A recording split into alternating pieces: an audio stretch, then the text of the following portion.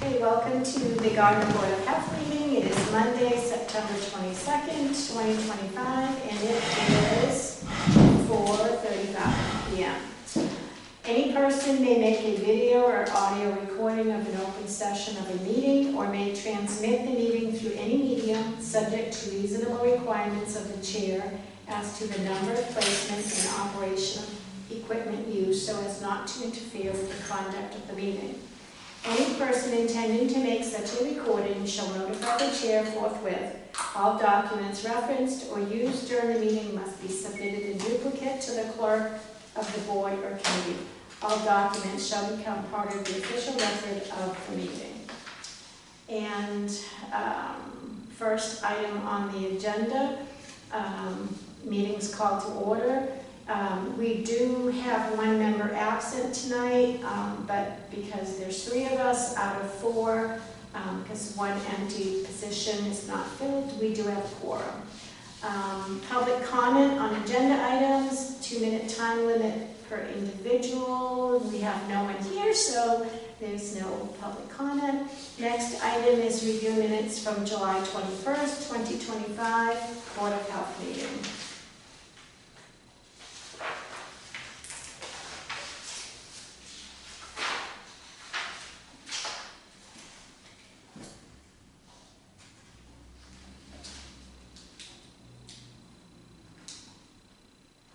So I wasn't at that meeting. Do you still need 3 to vote for that? Oh, we will actually. Yeah, so you may have Okay, all right, we can, to preliminary comments or... right, if, Emma, if you have any comments on them, I know I did find 2 typos, so. Okay, yeah, I'll take a look, but so far.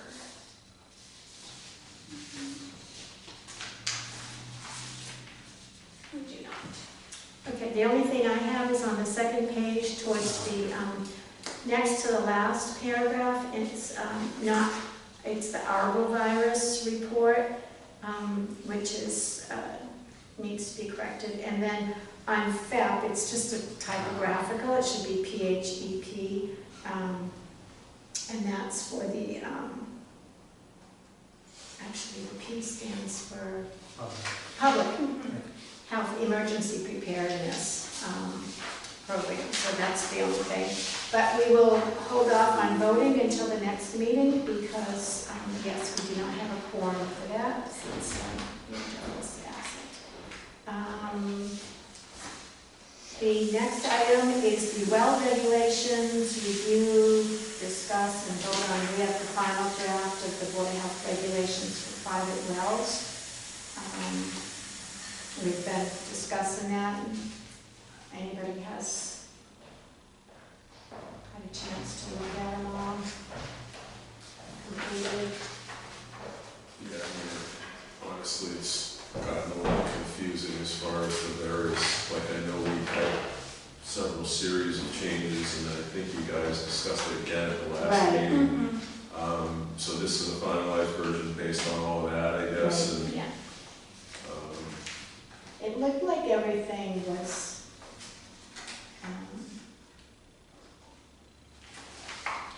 there and updated as to, but I think at the last meeting when you weren't here, we clarified some things as far as like rental properties go, and we put in there that renters can request either a copy of their well water quality report, or if it's too old, they can actually request a new test. I think that's over 5 years old. 5 years, yeah. And then we put in the effective date, I think, to be January 1st, 2026.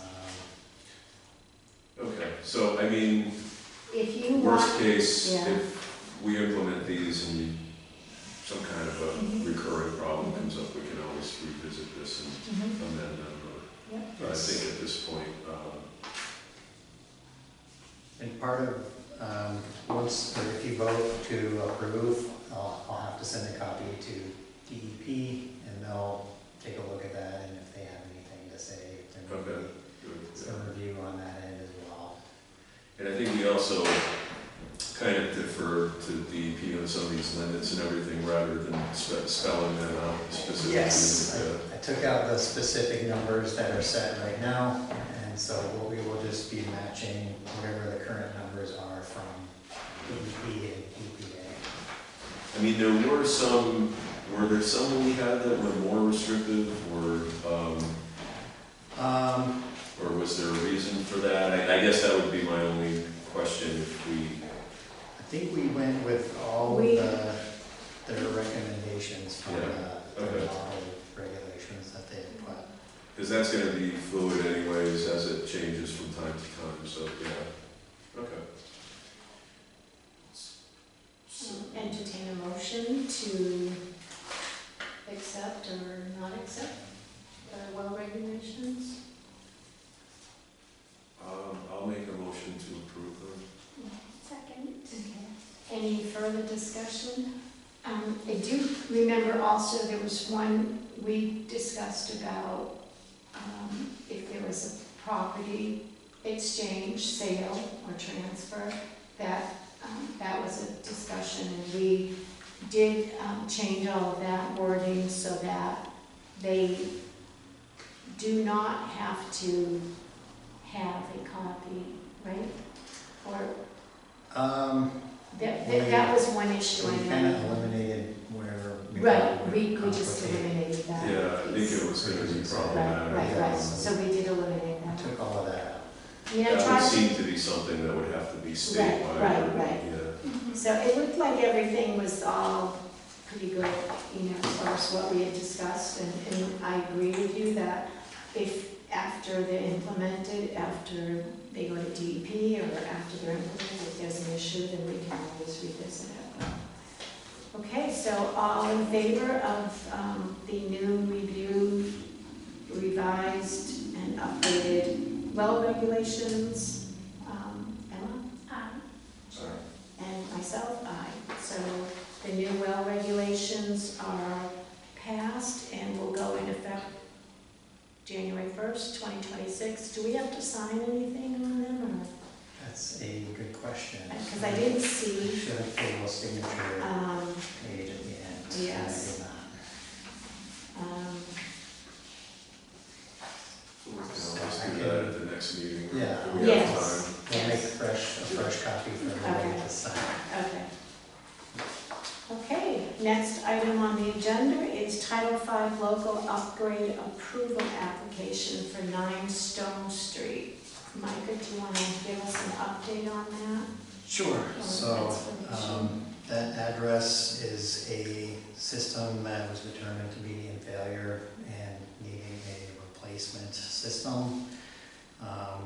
Based on how it's situated with the well and wetlands, they're kind of limited as to where it can actually go. So they are requesting a reduction from 4 feet to 3 feet for the distance between the bottom of the absorption fields and the high groundwater level.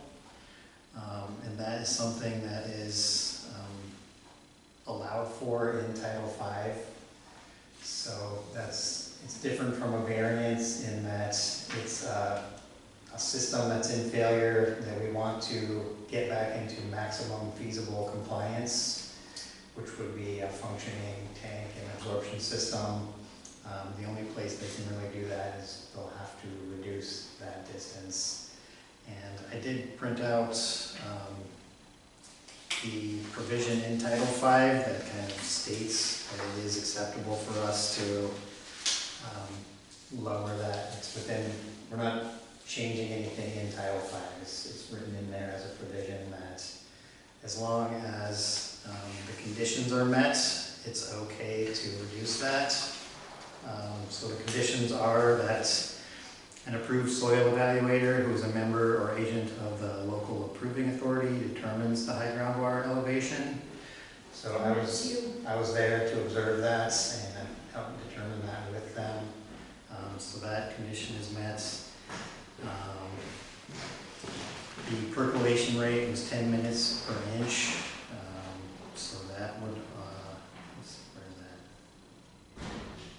So that meets the requirements as far as percolation rate. If it's higher or lower than that, there's different criteria for that. The system is a failed system with a design flow of less than 2,000 gallons per day. It's a very small system, so it's at 220 gallons per day. So there's no increase to the planned design flow based on that. So it's still going to be the same size system.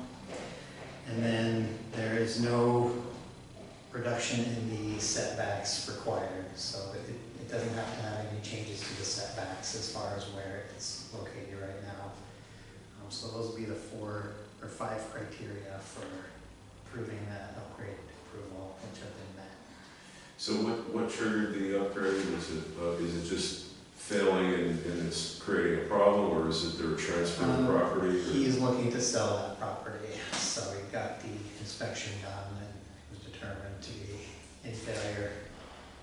I'm not quite sure what the failure criteria was, but it's not backing up or breaking out or anything like that. It's just not meeting the current requirements. So there's no redesign of the plan or anything like that? So they are going to have to build I've already gotten a plan for a new system, which I reviewed, and it met all of the regular Title V criteria for the plan, aside from the 4 feet to groundwater requirement. And I guess, I don't know, on these I always feel like I ask, I mean, is it a matter of there's another way of doing it at greater expense, or there's really no practical way of locating it that you wouldn't still have that same problem, basically? It's that, so we're trying to there's no way to connect to sewer. The system is failing, so it needs to be replaced, and based on how the lot is situated with the well, the current system, and the wetlands that are nearby, it's pretty much the only place it can go to get back into being a functioning system. And you're comfortable with that reduced offset or whatever the Yes. 3 feet, basically? So in Title V, it says the approving authority may reduce the required 4-foot separation between the bottom of the soil absorption system and the high groundwater elevation if those conditions that I listed out are met. So it's something that they've kind of added that provision in there for these kind of situations. And it's obviously clearly a big improvement over what's going on there now. Right? Yes, it's an older system, so there's definitely an improvement here. Okay. And no threat to any adjoining properties by virtue of that reduction in the... No, and it's kind of at the end of a cul-de-sac by itself, and it still has great soil underneath, so it's still going to be percolating through, just a little bit less soil. Okay. And just to clarify, so this is a local upgrade approval, so usually what we get coming before us is when they're looking for a variance. Mm-hmm. But with this, it's something that falls all under Title V, so. Yeah, I can actually expand on that a little bit. Okay. The difference between a local upgrade approval and a variance. So a local upgrade approval is only allowed for an existing system that's either failing or non-conforming. And it's meant to restore that system to maximum feasible functionality. Whereas a variance is something, and a local upgrade approval has criteria written in there, like for example this one where they say you're allowed to reduce 4 feet to 3 feet to gain maximum feasible compliance. Whereas a variance is something where you'd be completely varying something from Title V, like a setback distance to a well. You'd be granting a complete change from Title V, something completely different, and then that could be for a new system or replacement to a system. And I can send you out some more information on that. There's a pretty good slideshow from DEP on the difference between the two, because it does get confusing as far as what is an upgrade approval versus what is a variance. Do both of them cover new systems? So with this, are they putting in a new system? And at that point, then they're gonna go from 4 feet to 3 feet? Or are they just gonna make an adjustment to the system that exists, or does there make a difference? So the local upgrade is for existing systems only. Okay, It gets tricky because sometimes if you need to upgrade a system, it means you're having to put in an entirely new system. So they don't consider it a new system though. In that case, they consider it upgrading the current system. And then a new system would only be something where it's a new build, or it's a house where they did an expansion and they need to increase the design flow to add a number of bedrooms. Something along those lines would be considered new construction. So there's a little bit of a nuance in Title V as far as an upgrade versus a new construction.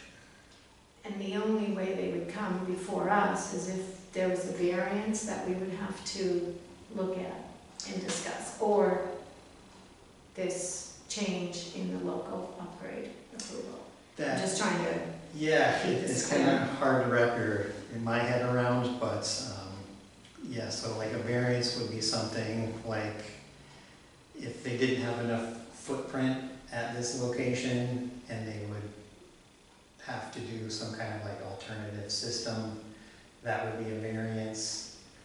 Whereas they're doing a conventional system, it's still just a local upgrade approval because they're only trying to alter that one provision. okay. So, and you recommend this is okay? This Yes. recommended? Okay, I'll make a motion to approve it. Second. All in favor? Aye. All right, so it is approved. Next item on the agenda is discussion on authority for Title V local upgrade approval, which you just started explaining some of that to us. Yeah, and I didn't have enough time to really get enough materials to explain it better, so I might keep that on the agenda Okay. for next time. But in some towns, they will let the health agent do the local upgrade approvals, since they're all kind of already written out as far as what it can be. And then they leave the variances to the Board of Health to decide. So that's something I'll propose at the next meeting is, if the board wants to suggest doing something like that. Because you approve Title V's all the time, and if there's not an issue, we don't have any, we don't hear about it, or it doesn't come before us. Yeah, right? so I'm kind of there. I have to review the plan, and if I see something that would require a variance or approval, I bring it to you. Okay. And it's kind of a plan approval process. So, So we can move that to discussion for next meeting. Next item on the agenda is the health department updates, which is landfill, leachate, pump replacement and groundwater, food establishments, housing prevention, arboviruses, tick-borne illnesses.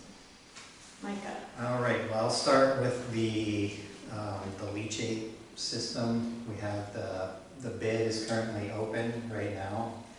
We've had one on-site meeting for bidders to come look and ask any questions.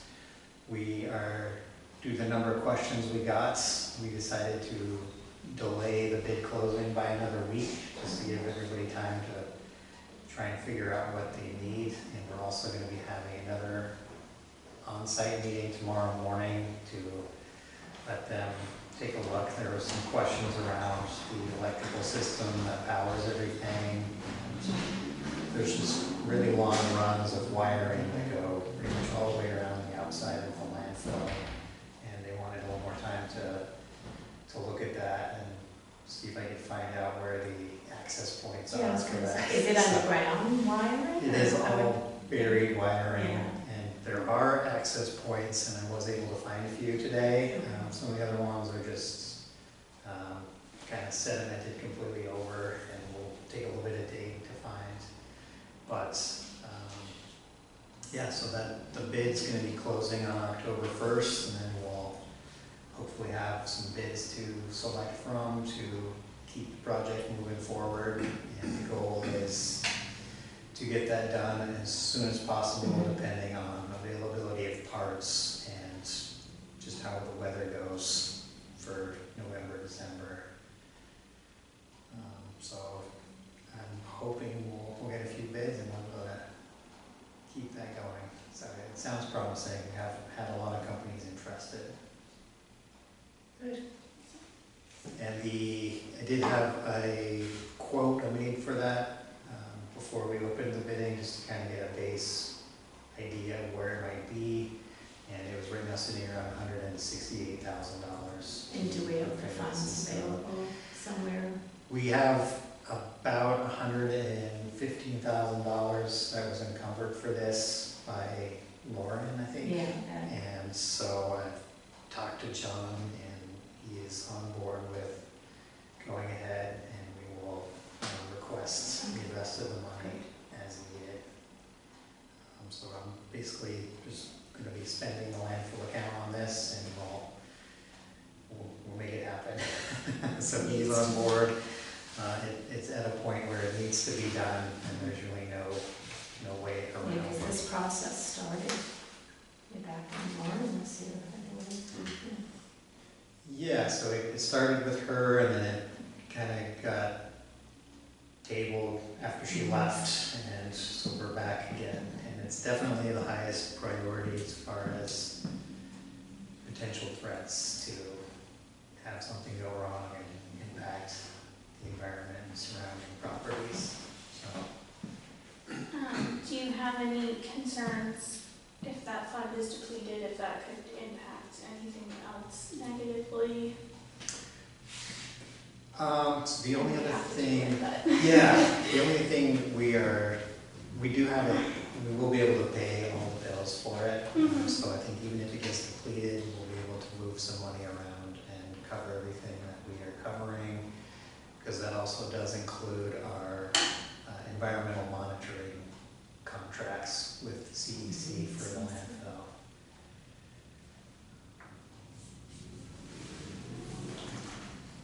On to the transfer station. Our transfer station supervisor is still out on extended leave, so that we're not quite sure when that's going to be over yet. But we've been still getting a lot done. Eric Bavin's been helping out a lot, and we've actually made a few improvements. We've been able to exclude anyone who was kind of using it for commercial use. We've improved the safety with establishing like a safe lane of travel for the front end loader. We've established that there's certain times of day when it can be run and certain times when it cannot. And we also bought a set of stairs for the bay number 2. It was a higher distance, so it was a big step. So we do have 2 sets of stairs with railings for that bay. And we're going to be working on something for the other one, as well as safety railings to avoid anybody ending up falling in the open containers, because that's still concerning out there. So we are working on that. I'm also going to be looking into switching over to trash compactors. So that would save us that kind of having to deal with that situation. You'd just be able to walk up and put it in the compactor, and you would be overlooking a 10-foot drop or whatever that is. I think that also is going to cut down on our costs and probably pay itself, just with the amount of trip charges, because I could significantly reduce that, along with having eliminated these kind of commercial users that were in there. We've definitely cut our trip numbers down already. That's good. And it would just be much better as far as efficiency out there with fewer collections and everything else. So we also were able to get the DPW to come work on the drainage that is along the border of the transfer station lots.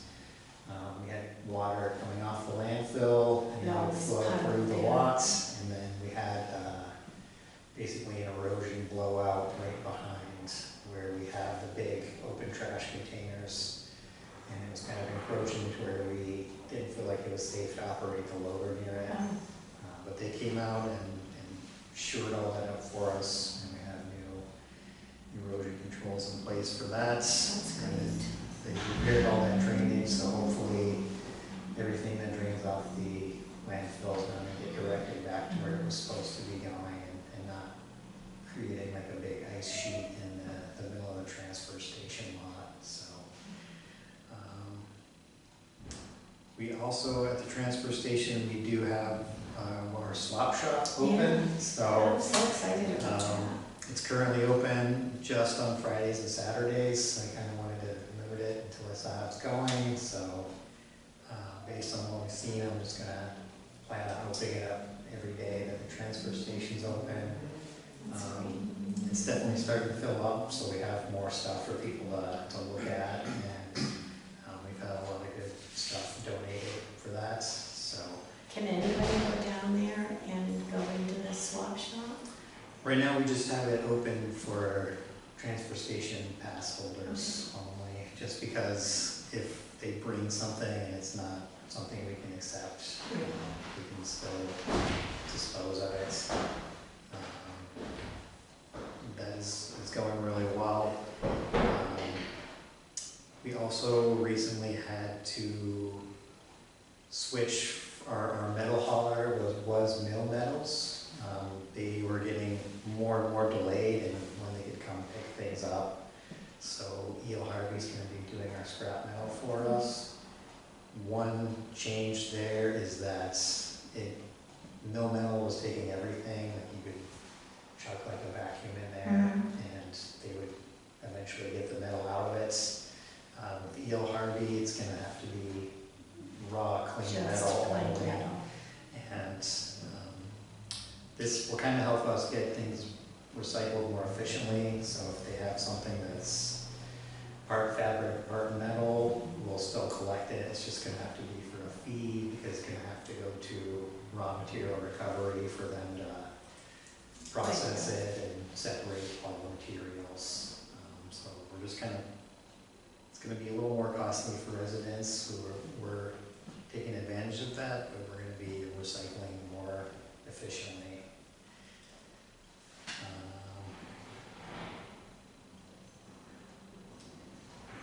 Food establishment. I do have one note I just added. So for curbside trash collection, our contract is going to be up in June 30th of next year. So I started negotiating with E.L. Harvey, Waste Management, and G.W. Shaw. So we have reviewed their proposals and I've done some negotiating back and forth with G.W. Shaw and E.L. Harvey, and we're going to be continuing to use E.L. Harvey for the next contract. So we'll have that continuity, and I was able to get them to come down quite a bit on their original prices to where they're matching the other proposals. So it should be saving us quite a bit of money for that. So That's good. So the three proposals were all pretty much at the same, they were, Harvey was originally the highest, and then Waste Management was slightly lower than that, and then G.W. Shaw was the lowest. And so once I got them, I was like, kind of renegotiated, let everybody know this is where this company's at. Do you want to submit a new proposal. So we did a few rounds of that, and right now Harvey is the lowest. Good. And they're not gonna change any of their services? No, like they were originally gonna try and charge us for yard waste collection, which they haven't for this contract. They decided not to do that, so that's definitely helpful. And they are going to be helping us with the attempt to see if we can get compactors out there. So they have a lot of resources as far as that goes, and that's gonna be really helpful. I feel like we've improved our communications with them quite a bit, especially since Eric's been here, and he knows a lot of the people on the ground and who to call right away. So we've had a much better communication with them since he's been here. And I think it's important just for continuity's sake that we won't have to switch companies and go through that whole process. There'll be some money that would be involved in that if we were switching companies as well. So there aren't any additional new fees that, outside of what the basic contract fee is that we didn't have before, or? Yeah, it's all gonna be pretty much the same, with no real major changes, so. That's great. Especially if they can help out with getting the trash compactors and stuff. Yeah, and they've been good, like they donated a bunch of bicycles to us last year. Yes, to they give did. away, Yes. And I they've remember that. donated supplies for Keep Gardner Beautiful. They donated a bunch of supplies for that, and gave us a free container for that, so they definitely had some bonuses in there that They've been were working helpful. Yeah. Mhm. Is there any more questions on that? On to food, we have not had any foodborne illness complaints since the July meeting. We do have one new establishment we just approved plans for. It's 22 Union Square. It's going to be called Joy Market and Bakery. And I believe that's going to be kind of a Brazilian bakery and deli. We also have Walmart is still in process of their plans for redesigning their customer pickup, which included some of their food service areas.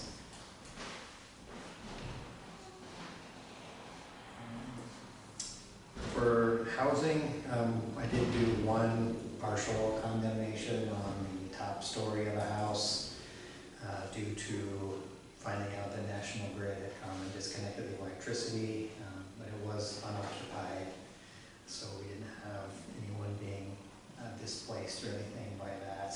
And we're going to keep working with the property owner, who happens to be a bank, as far as getting that property in compliance.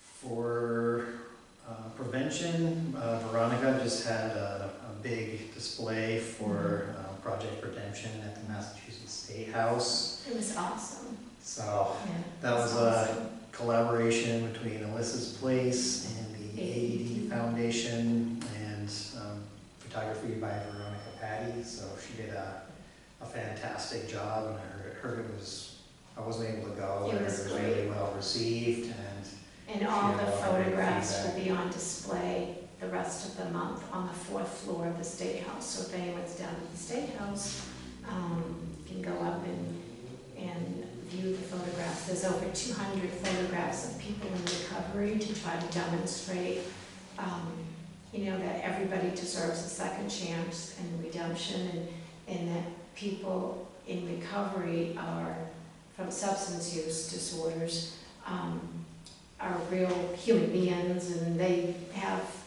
families and lives, and they are functioning in the communities and stuff. And it's just a really empowering display of people. It's Recovery Month in September, so it's really nice. And we had quite a few of the resource peer recovery centers were there and a lot of different speakers and in support of recovery. So it was really a great event.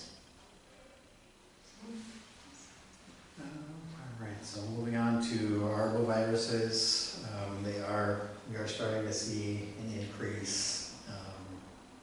So we currently have 23 positive mosquito samples that have been collected positive for triple E.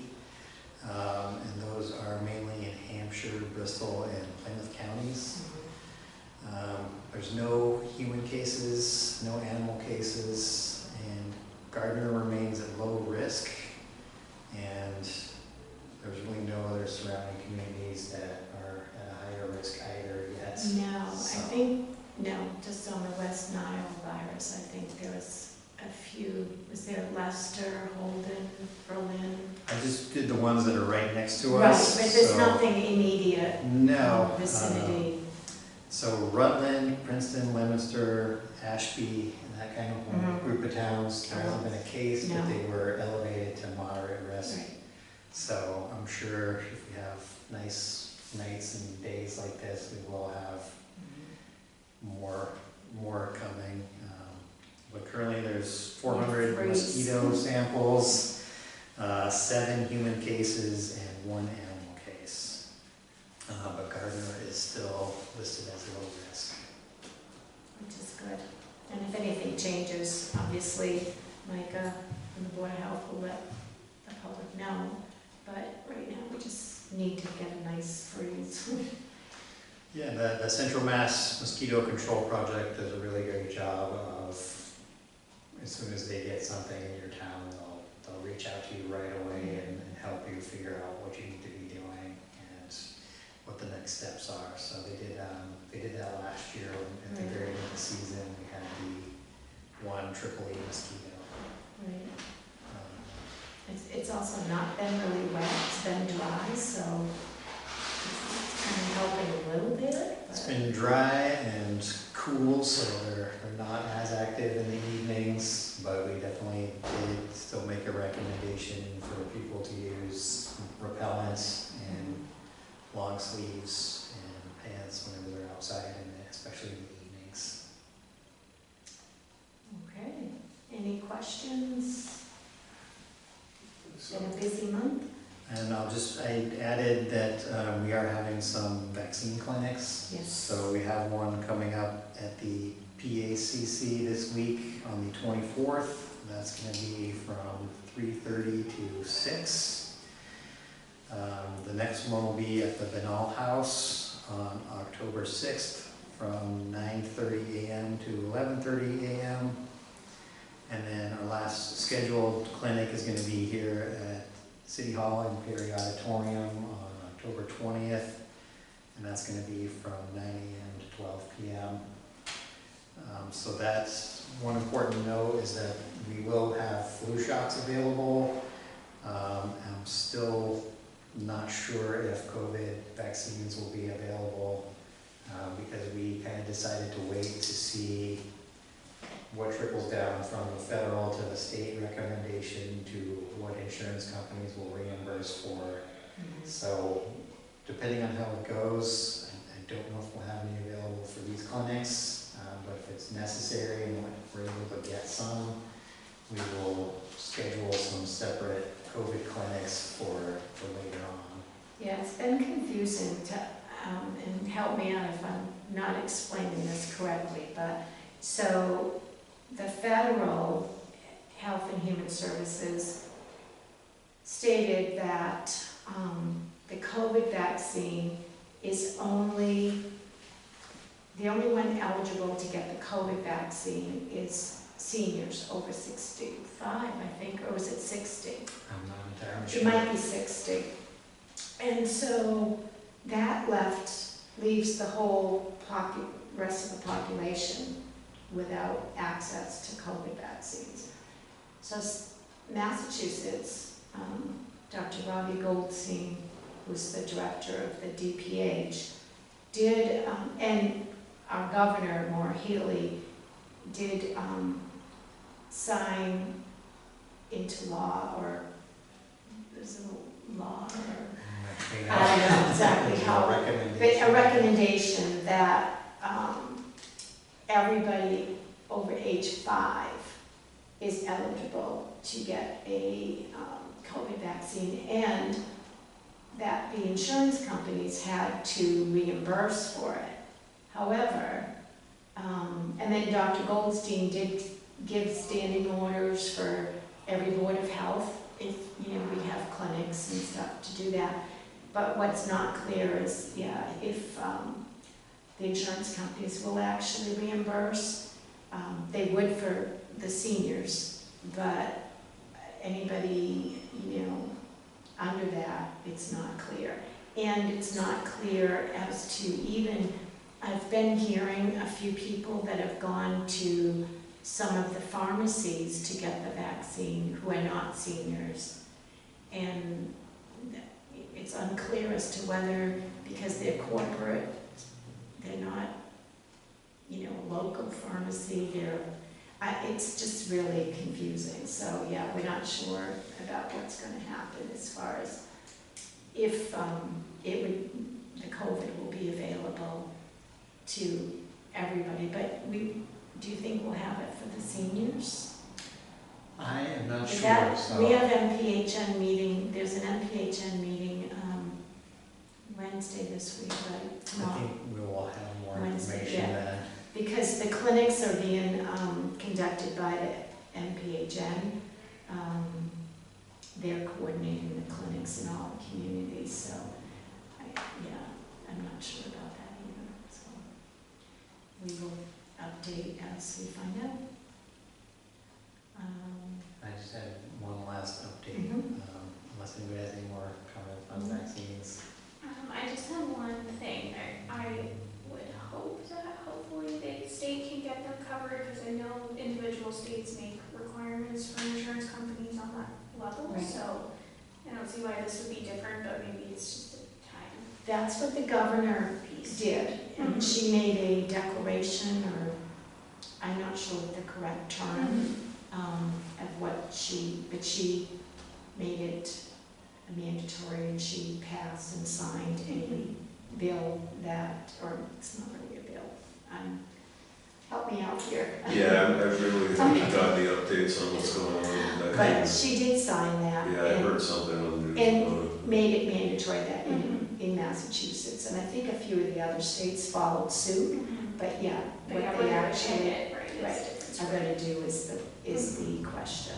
And it's now just a matter of we're kind of waiting for all that before we try to order any. Right. So now it's just a matter of when, how much we can get. So there's no like separate supply chain No, concerns or anything? Because even with the flu vaccines, so the director, the head of Health and Human Services, and FDA, they said that the flu vaccine was only reimbursable if it did not have the thimerosal in it. So basically, that's what's put in the multi-dose vials, so it's a preservative. The only vaccine that would be covered and reimbursable was the ones who were single dose, which are more expensive. And that is what we ordered, they're all. And what we had ordered, the MPHN had ordered initially was the multi-dose vials, because they're doing clinics and it is less expensive. But I believe they were able to make exchanges on all of that, and they're all set to do the flu vaccine, so that shouldn't be an issue. But yeah, it gets confusing with all the little intricacies and changes that are going on. But they've been pretty much on top of it. We're pretty fortunate to have MPHN be a member of MPHN and working with that. So. The last update is for staffing. We found out on Friday that we're gonna have a vacancy for our administrative assistant. So Brandy is leaving us. We're sad to see her go. But I think that should have been posted today. So we're looking to refill that as soon as possible. And then we've had a vacancy for administrative coordinator since March, and based on the workload we've had, I'm looking to get a part-time position for that as well. Wish well to Brandy, and that's good. I did see something just before I came, that there was a position open for, I realized that, so that's good. Any other new business? So, Nothing else. set next meeting.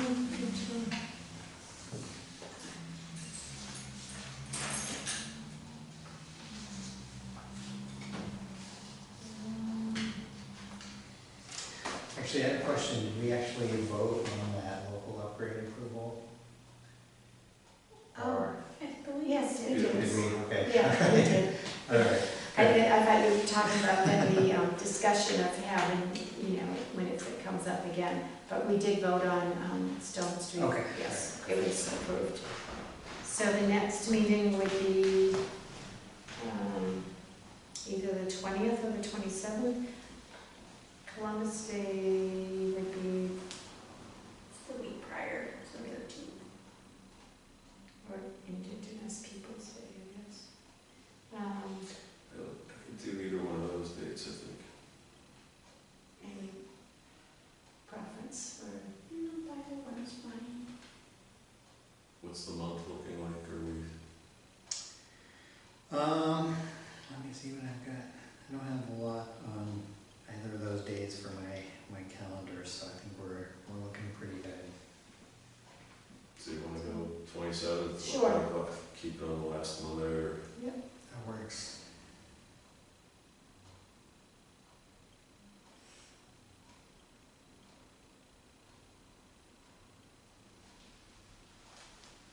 Okay.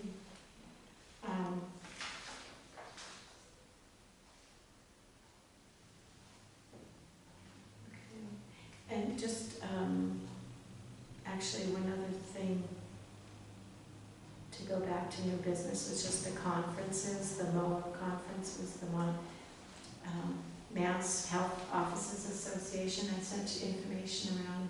I didn't hear back anyone interested, but if you, that is the first week of November, I think, right? And You can take a look at what they have, and you don't have to sign up for the whole thing. You can pick a day if you see something that you think might be helpful, but no pressure if not. Yeah. First week in November? yeah, Yeah, definitely. It's- I can't know. do that. it's out in Springfield, but I'll take a look. Yeah. My schedule's less I know. wild. Okay, so next meeting is October 27th. Take a motion to adjourn, So moved. and all in favor? All right. Aye. Motion, the meeting is adjourned. It is 5:25.